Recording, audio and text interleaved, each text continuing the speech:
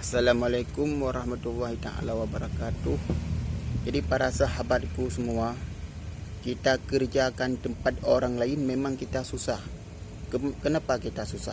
Karena kita cari pengalaman yang pertama. Karena kita dengan pengalaman itulah kita mudah hidup. Tapi kita kalau tidak ada pengalaman, kita susah.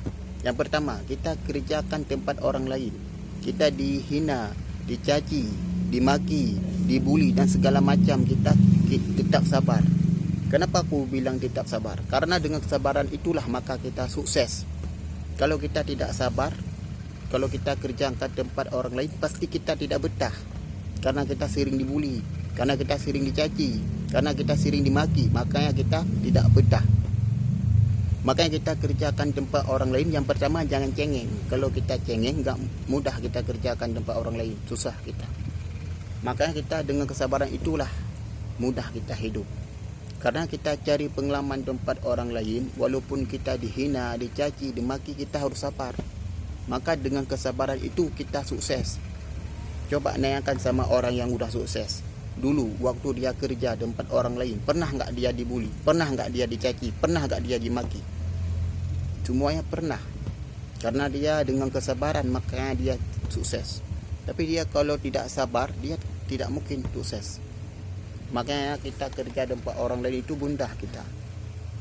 Ingat kita gimana kita kerja tempat orang lain, kita tiap hari dibuli. Walaupun kita betul yang kita kerja, tapi dia dibuli. Makanya kita sabar. Karena kita yang pertama, kita kerjakan tempat orang lain, kita rasa pahit dulu.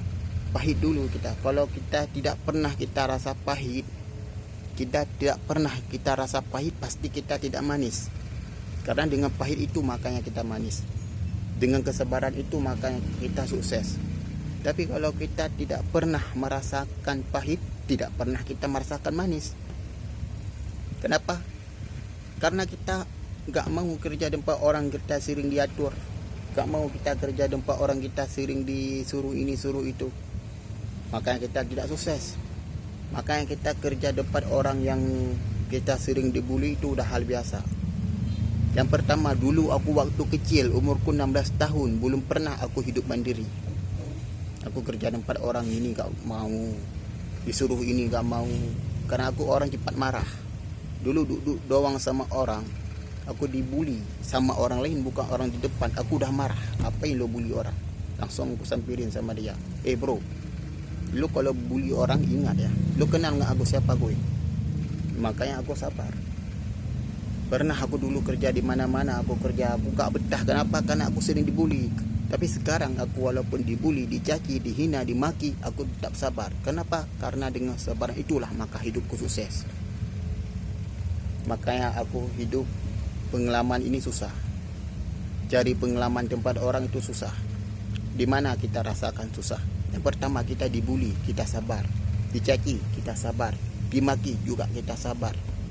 Kenapa? Karena dengan kesabaran itu maka kita hidup sukses. Kalau kita tidak sabar sama sekali, kita kerjakan tempat orang lain, pasti kita tidak betah. Karena kita sering dibuli. Ya, makanya lah kita hidup dalam kesabaran itu mudah. Tapi kalau kelebihan dia hina, dibuli, dicaci, ya udah aku berhantam aja. Karena aku lebih baik keluar daripada kelebihan dia, atur-atur yang tidak penting. Tapi disuruhnya yang penting, ya udah aku lanjutin aja apa yang dia suruh.